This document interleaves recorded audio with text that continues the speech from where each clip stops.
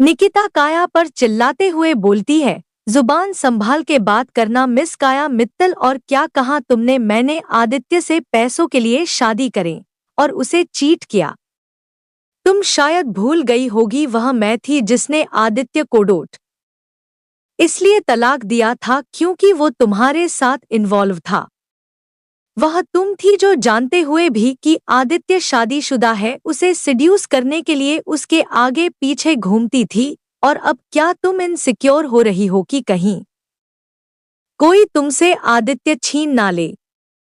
So don't worry miss काया, क्योंकि मेरी छोड़ी हुई चीजों को इस्तेमाल करने की आदत आपकी है, मेरी नहीं। लेकिन अपने सो कॉल्ड बॉयफ्रेंड को समझा दीजिए कि आगे से वो मेरे रास्ते में ना आए। इतना बोलकर वो एक झटके से उसे छोड़ देती, जिससे काया टेबल से टकरा जाती है और अपना हाथ सहलाने लगती है, क्योंकि निकिता के पकड़ने से उसका हाथ लाल हो गया था। वो निकिता को चिल्लाने के लिए मुंह खोलती है, लेकिन निकिता उससे पहले ही बोलती है, अगर तुम्हें भौंकना हो तो मेरे केबिन से बाहर जाकर भौंको, क्योंकि मुझे फीमेल डॉगीज बिल्कुल पसंद नहीं है। उसकी बात सुनकर सबको हंसी आ जाती है और वो मुंह दबाकर हंसने लगते हैं। काया अपनी और इंसाइट नहीं कराना चाहती थी, इसलिए वह बोलती है, मेरी बेइज्जती करना तुम्हें बहुत महंगा पड़ेगा। You just wait and watch. इतना बोलकर वह बाहर चली जाती है। उसके जाते ही सब सवालिया नजरों से निकिता को देखने लगते हैं। निकिता बोलती है, यह सच है, मैं और आदित्य 6 साल पहले हस्बैंड वाइफ थे, लेकिन हमारी शादी सिर्फ हमारे फैमिली प्रेशर की वजह से हुई थी, इसलिए हमने तलाक ले लिया।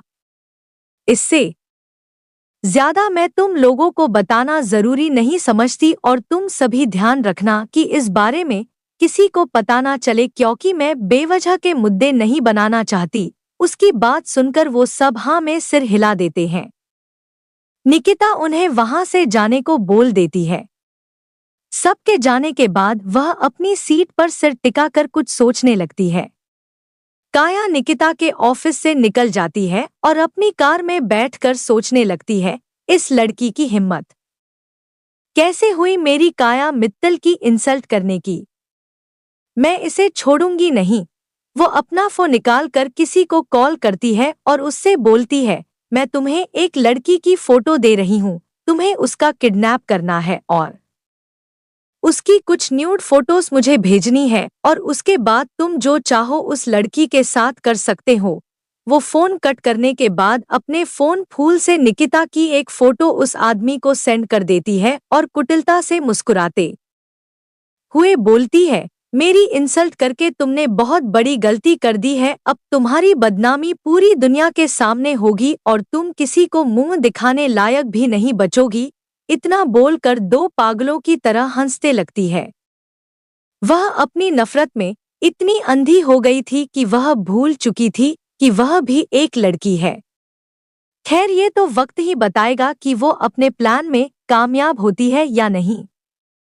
उसके जाने के बाद निकिता का दिमाग पूरी तरह से खराब हो गया था और उसे कल आदित्य की कंपनी जाने के भी बिल्कुल मन नहीं था, लेकिन वो अपनी कंपनी को नुकसान होते हुए नहीं देख सकती थी। वो अपना बैग उठाकर कैबिन से बाहर निकल जाती है। तभी उसे आशी मिल जाती है और वो बोलती है, मैम क्या आप घर जा रही हैं? निकिता, हाँ आशी मैम, मुझे भी इशी से मिलने का बहुत मन था, क्या मैं भी आपके साथ चलूं? निकिता, आशी मैंने पहले भी तुम्हें कहा है कि तुम जब चाहो उनसे मिल सकती हो, तुम्हें मेरी परमिशन लेने की जरूरत नहीं है। आशी, ठीक है तो फिर मैं भी आपके साथ चलती हूँ। निकिता हाँ में सिर हिला देती है। फिर वो दोनों कंपनी से बाहर निकल जाते हैं। आशी कार ड्राइव करने लगती है और निकिता अपनी आंखें बंद करके अपना सिर सीट से टिका लेती है। आशी बार बार निकिता के चेहरे को देख रही थी। निकिता आप अपनी बंद आंखों से ही पूछती है, क्या तुम्हें मुझसे कुछ पूछना है? आशी, हाँ मुझे। क्या इशिता और ईशिका आपके और आदित्य सर के बच्चे हैं? उसकी बात सुनकर निकिता अपनी आंखें खोलकर उसे देखने लगती है और पूछती है, तुम्हें क्या लगता है आशी? इशिता और इशिका का चेहरा भले ही आपसे मिलता है, लेकिन उनकी आंखें बिल्कुल आदित्य सर के जैसी ही है, शांत और गहरी। ईशिका थोड़ी आपके जैसी है, मासूम और प्यारी, लेकिन इशिता आदित्य सर के जैसी है, शांत और रूढ़। तभी उसे महसूस होता है कि वो ज्यादा बोल गई है तो वो अपनी जुबान को अपने दांतों से काट लेती है और निकिता को बोलती है, आई एम सॉरी मैम, मैं कुछ ज्यादा बोल गई। निकिता, कोई बात नहीं और सही कहा तुमने, वो दोनों मेरी और आदित्य की ही बेटियां हैं, लेकिन उन पर सिर्फ मेरा ही हक है। उसके बाद आशी भी कुछ नहीं बोलती। कुछ देर में उनकी कार घर में आकर रुकती है। वो दोनों अंदर जाती है तो उनकी नजर टीवी देख रही ईशी पर जाती है, जो आराम से टीवी देख रही थी। वहीं उसके बगल में बैठी इशिता अपने लैपटॉप में बिजी थी। आशी, हेलो बच्चों, देखो मैं आ गई।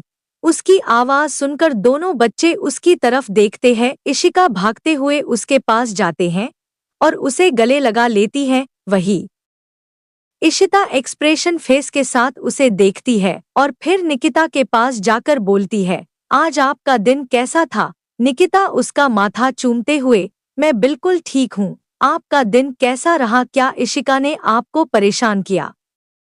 इशिका मुंह बनाते हुए बोलती है, मम्मा आपको क्यों लगता है कि मैं हमेशा दीदी को परेशान करती हूँ? मैं तो एकदम स्वीट सी बच्ची हूँ। क्यों आशी आंटी? आशी, हाँ, मेरी प्रिंसेस तो सबसे अच्छी है। तभी विधि और निखिल भी वहां आ जाते हैं। विधि, तुम सब यहाँ खड़े होकर बातें क्यों कर रही हो? चलो बैठते हैं। वो सब काउच पर जाकर बैठ जाते हैं और बातें करने लगते हैं। विधि आशी से बोलती है, आशी, कल हम सब मेरी शादी की शॉपिंग करने जा रहे हैं और मुझे अच्छा लगेगा अगर तुम भी आओ। उसकी बात सुनकर आंशी हाँ बोल देती है। वो सब कुछ देर ऐसी बातें करता है और फिर आशी वहां से निकल जाती है। आशी के वहां से जाने के बाद है विधि और निकिता डिनर बनाने लगती हैं। उनके घर में काफी सर्वेंट्स थे, लेकिन निकिता को बच्चों के लिए खाना बनाना पसंद था। वहीं निखिल बच्चों से बातें करने लगता है। खाना बनाते हुए निकिता विधि से बताती है कि कल से उसे मेहरा इंडस्ट्रीज में जाकर काम करना है। यह सुनकर विधि चिल्लाते हुए बोलती है, क्या तू पागल हो गई है जो वहां जाकर काम करेगी? उसकी बात सुनकर निकिता उसे सारी बात बताती है। विधि, तूने उस अभय के साथ बिल्कुल सही किया, लेकिन मैं बता रही हूँ, तुझे वहां बुलाने में उस आदित्य की कोई ना कोई चाल जरूर है। तुझे परेशान करने के लिए ऐसा कर रहा है। निकिता, जानती हूँ, पर डोंट वरी, अगर उसने कुछ गलत करने की कोशिश करी तो मैं उसे छोड़ूंगी नहीं। विधि, पर मुझे यह ठीक नहीं लग रहा है। निकिता, डोंट वरी, मैं सब कुछ संभाल लूंगी। विधि उससे कुछ नहीं बोलती, लेकिन वह मन ही मन निकिता के लिए परेशान थी। वह दोनों जल्दी डिनर बना लेती हैं और ले जाकर टेबल पर रख देते हैं। वो सभी डिनर करने लगते हैं। राधिका का घर। डाइनिंग टेबल पर आदित्य, नील, राधिका और शुभी बैठे थे। वह सभी अपना डिनर कर रहे थे, लेकिन डिनर करते वक्त भी आदित्य का ध्यान तो इशिता और इशिका में ही अटका था। उसे खुद समझ नहीं आ रहा था कि वह कुछ घंटों पहले मिली बच्चियों से इतना ज्यादा अटैच कैसे हो सकता है। उसे कहीं खोया देख राधिका उससे पूछती है, आदि कोई प्रॉब्लम है क्या? आदित्य, नहीं, वो सब शांति से अपना डिनर करने लगता है। तभी शुभी बोलती है, मम्मा, मैंने 2 नई दोस्त बनाई है जो बहुत ही ज्यादा क्यूट और ब्यूटीफुल है, और एक तो बिल्कुल आदित्य मामू की जैसी है, शांत और खड़ूस। उसकी बात सुनकर आदित्य उसे घूरते हुए कहता है, तुम्हारी जुबान कुछ ज्यादा ही चल रही है। शुभी मासूम सा चेहरा बनाकर बोलती है, मामू, मैं तो बस एग्जाम्पल दे रही थी, आप तो गुस्सा हो गए। राधिका, अच्छा, अब तो मुझे तुम्हारी दोस्तों से मिलना ही पड़ेगा। शुभी बहुत खुश हो जाती है और बोलती है, ठीक है मम्मा, कल मैं आपको उन दोनों से मिलाऊंगी। राधिका भी हाँ बोल देती है और वह सब डिनर करने लगते हैं। नील वहां से चलने को कहता है तो आदित्य बोलता है, मैं आज यही रुकूंगा। उसकी बात सुनकर सब उसे हैरानी से देखने लगते हैं। राधिका उससे बोलती है, क्या कहा तुमने, तुम यहाँ पर रुकोगे? आदित्य एक्सप्रेशन लेस फेस के साथ बोलता है, क्यों, मैं यहाँ नहीं रुक सकता। राधिका, ऐसी बात नहीं है लेकिन मैं तुम्हें रुकने को कहती हूँ तो तुम हमेशा कोई ना कोई बहाना बनाकर टाल देते हो, बस इसीलिए मैं थोड़ा शॉक हो गई। आदित्य उनकी बातों को इग्नोर करके शुभी से बोलता है, कल सुबह मैं तुम्हें तुम्हारे स्कूल ड्रॉप करूंगा। इतना बोलकर वहां से चला जाता है। नील बोलता है, मुझे ऐसा क्यों लग रहा है कि बस फिर से उन दोनों लड़कियों से मिलना चाहते हैं, इसीलिए वह सभी को स्कूल छोड़ने की बात कर रहे हैं। राधिका, आदित्य, मुझे आज कुछ बदला लग रहा है। नील, क्योंकि आज पहली जो काम एक बड़ा आदमी नहीं कर पाता वह काम आज एक 6 साल की बच्ची ने करा है। वह राधिका को बताता है कि कैसे इशिता ने उसकी इंसल्ट करी। यह सुनकर राधिका हंसते हुए बोलती है, ओ माय गॉड, काश मैं वहां पर होती है और यह सारा सीन अपनी आंखों से देख पाती। मेरे खड़ूस भाई को किसी बच्चे ने मजा चखाया। नील भी हंसता है और उन लोगों को बाय करके वहां से चला जाता है। तभी राधिका के पास उसके हस्बैंड का फोन आ जाता है और वह उससे बात करने लगती है। राधिका का पति इंडियन आर्मी में कर्नल है, इसीलिए वह ज्यादातर घर से बाहर ही रहते हैं।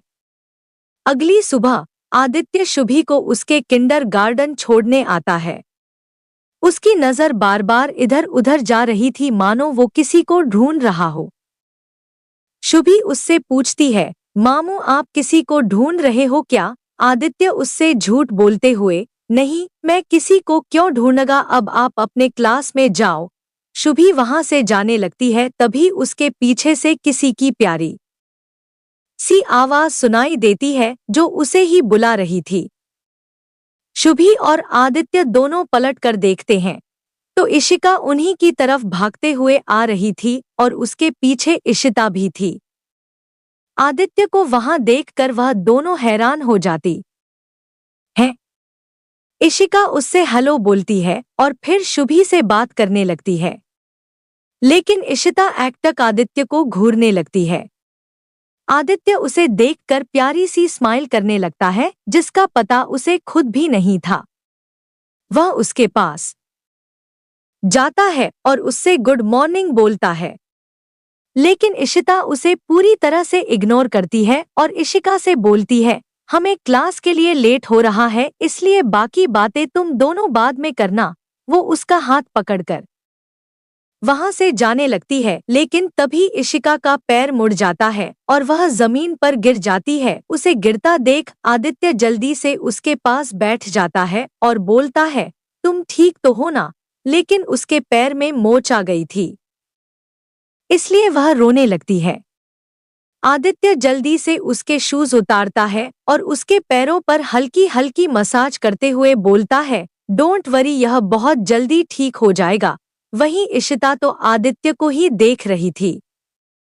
उसे उसकी बहन की केयर करता देख उसका दिल गर्माहट से भर जाता है, लेकिन फिर उसे आदित्य का उसकी मॉम को धोखा देना याद आता है और वह बोलती है, हम अपनी मदद खुद कर सकते हैं, आपको यह सब करने की कोई जरूरत नहीं है। इतना बोलकर वो इशिका को अपने हाथों से सहारा देती है और उसे डिस्पेंसरी ले जाने लगती है। लेकिन आदित्य उसे घूरते हुए बोलता है, तुम छोटी लड़की समझती क्या हो अपने आप को?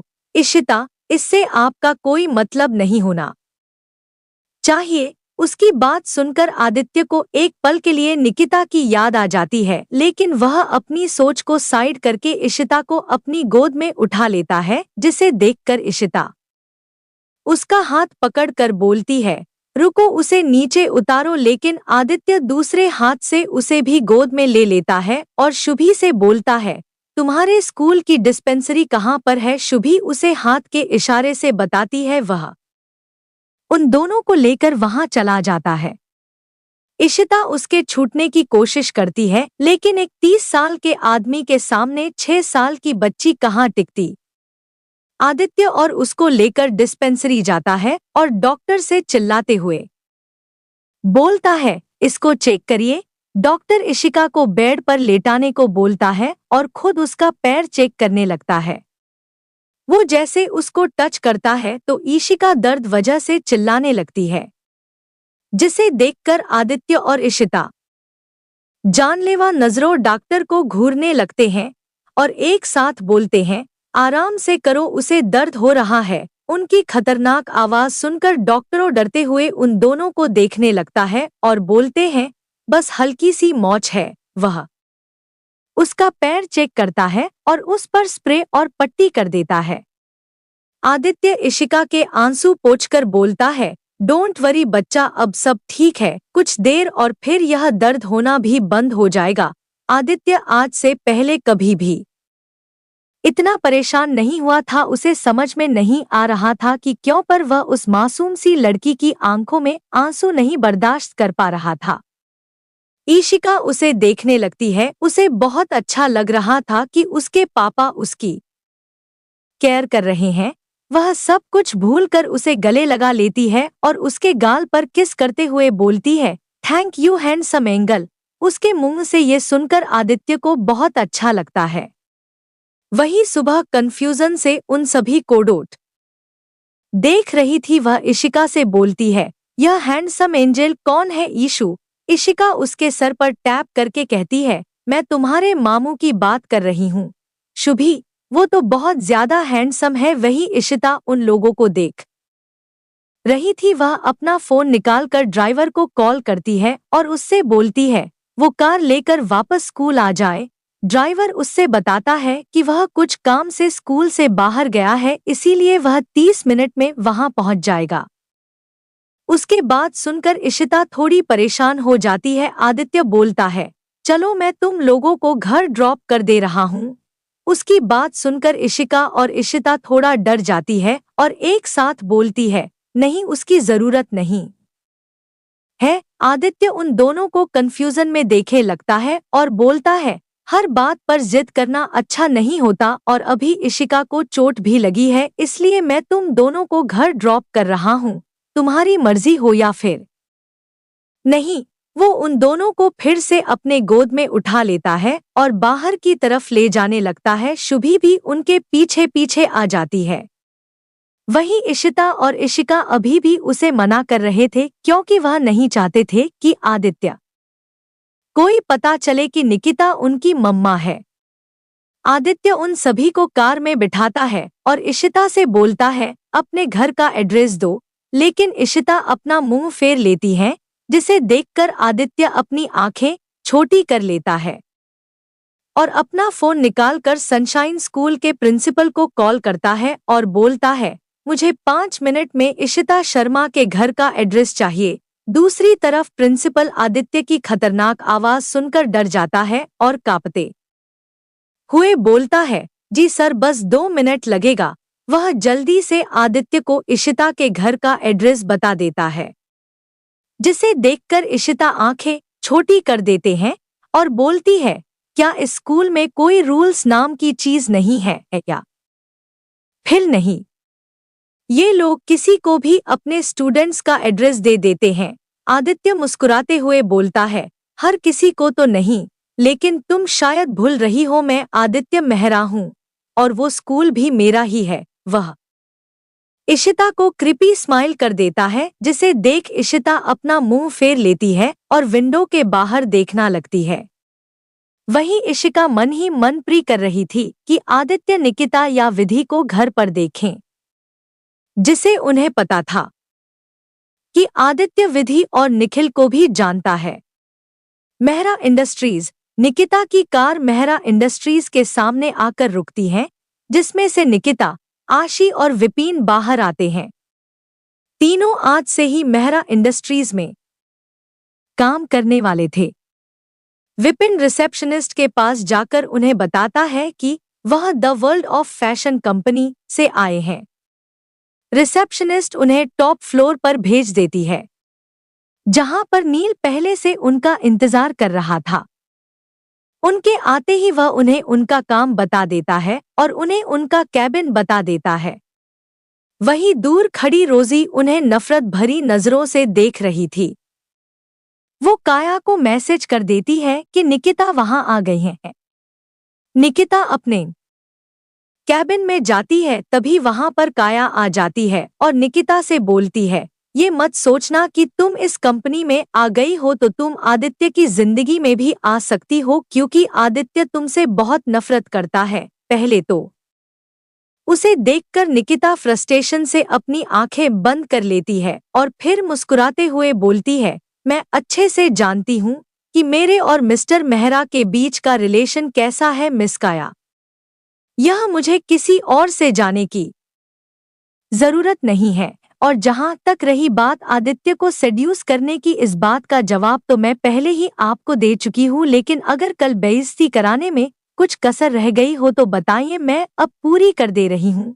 काया, यू ब्लडी चुप, निकिता चिल्लाते हुए बोलती है। मुझे वह लोग बिल्कुल पसंद नहीं है जो मेरे काम के बीच में आते हैं। मैं तुमसे आखिरी बार कह रही हूँ, मैं यहाँ पर सिर्फ अपने काम के लिए आई हूँ। मुझे तुम्हारे और मिस्टर मेहरा के बीच आने का कोई शौक नहीं है, इसीलिए खुद भी शांति से रहो और मुझे रहने दो, वरना मैं क्या कर सकती हूँ इस बात का अंदाजा अभी तुम्हें नहीं है। And just get lost from my cabin. उसकी बात सुनकर काया अपने पैर पटकते हुए वहां से चली जाती है और मन में सोचती है, जितना उड़ना है अभी उड़ लो, क्योंकि आज के बाद तुम्हारे पंख कटने वाले हैं। वहीं उसके जाते ही निकिता बोलती है, आदित्य का तो पता नहीं, पर यह लड़की मुझे इतनी आसानी से यहाँ काम नहीं करने देगी। पता नहीं इसे क्या शौक है दूसरों की लाइफ में इंटरफेयर करने का। वो अपना ध्यान अपने काम पर लगाती है और अपनी स्केच बुक लेकर नई ड्रेसेस की डिजाइन्स बनाने लगती है, जो कि उससे मेहरा इंडस्ट्रीज के अंदर होने वाले फैशन इवेंट में मॉडल्स के लिए बनानी थी।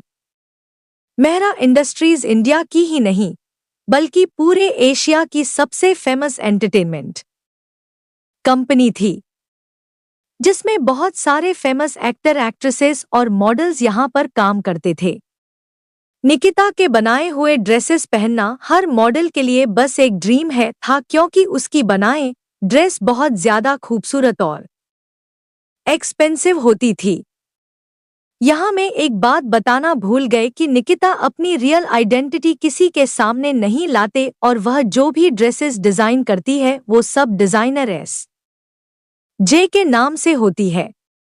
लोग सिर्फ यह जानते हैं कि एस.जे. कोई और नहीं बल्कि the world of fashion company की बॉस है। यह नाम निकट निकिता ने आदित्य की मां सारिका और अपनी मां जैस्मिन के नाम पर रखा, क्योंकि वह दोनों ही हमेशा से फैशन डिजाइनर बनना चाहती थी। सॉरी रीडर्स, मैं पहले के चैप्टर्स में यह बताना आप सबको भूल गई थी और अभी तक कहीं एस.जे. का नाम भी नहीं आया, लेकिन आप लोग भूलिएगा मत, क्योंकि स्टोरी में कई जगह पर इसका यूज होने वाला है। निकिता अभी कुछ कॉमन ड्रेसेस ही बना रही थी ताकि किसी को भी ये शक ना हो कि वो ही एस.जे. है। अब कहानी पर आते हैं। वहीं दूसरी तरफ आदित्य की कार निकिता के घर के बाहर आकर रुकती है। निकिता का घर देखने में भले ही छोटा था, लेकिन वह बहुत ज्यादा खूबसूरत था। आदित्य शुभी और इशिता को कार से बाहर निकालता है और इशिका को अपनी गोद में ले लेता है और अंदर की तरफ जाने लगता है। लेकिन तभी इशिता उसके सामने आ जाती है और बोलती है, हमारी मदद करने के लिए थैंक यू, लेकिन आपको हमारे घर आने की कोई जरूरत नहीं है क्योंकि मम्मी घर पर नहीं है और वह कहती है कि हमें किसी भी स्ट्रेंजर को घर नहीं बुलाना चाहिए, इसीलिए अब आप हमें छोड़ दीजिए। उसकी बात सुनकर आदित्य अपनी आंखें छोटी करके उसे देखने लगता है। वो कुछ बोलने वाला होता है कि तभी एक बॉडीगार्ड भागते हुए उनके पास आता है और इशिता से बोलता है, छोटी मैम आप इस वक्त यहाँ पर, आपको तो स्कूल में होना चाहिए। इशिता, अंकल ईशी को चोट लग गई है, इसलिए आप उसे अंदर ले जाने में हमारी मदद कीजिए। इशिका भी आदित्य से उसे नीचे उतारने को कहती है। बॉडीगार्ड इशिका को अपनी गोद में उठा लेता है। इशिका एक बार प्यार से आदित्य को थैंक यू बोलती है। इशिता, मदद के लिए शुक्रिया मिस्टर मेहरा, अब आप यहाँ से जा सकता है और शुभी तुम्हें हमारी वजह से अपने क्लासेस मिस नहीं करनी चाहिए, इसीलिए तुम जाओ, हम कल मिलेंगे।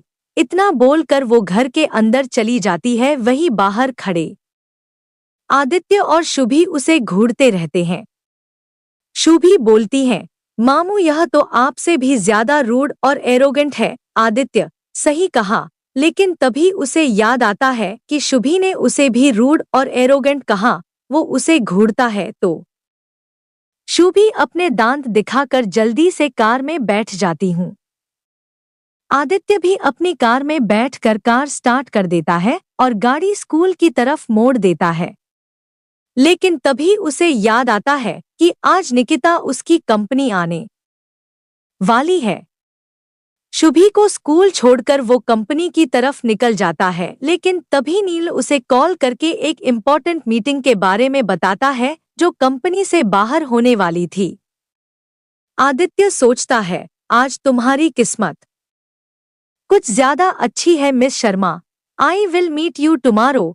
इतना सोचकर वह अपनी मीटिंग के लिए चला जाता है। वहीं निकिता भी आराम से कंपनी में काम करती रहती है और ऐसे ही दिन बीत जाता है। शाम होती है और उसके पास विधि की कॉल आती है जो उससे शॉपिंग करने के लिए बुलाती है। निकिता को याद आता है कि आशी भी उसके साथ जाने वाली थी, इसीलिए वो आशी को भी अपने साथ चलने के लिए बोलती है। लेकिन किसी जरूरी काम के कारण आशी उसे मना कर देती है। निकिता वहां से डायरेक्ट मॉल के लिए निकल जाती है क्योंकि उसे पता था उसकी बच्चियों को शॉपिंग करना बिल्कुल भी पसंद नहीं है। विधि की शादी का लहंगा वो खुद डिजाइन करने वाली थी, लेकिन बाकी के फंक्शंस के लिए वो शॉपिंग पर जा रही थी। वहीं उसके जाने के बाद काया अपने फोन से किसी को मैसेज करती है और मन ही मन कुटिलता से मुस्कुराने लगती है। क्या काया का प्लान कामयाब हो पाएगा? जानने के लिए पढ़ते रहिए मेरी कहानी।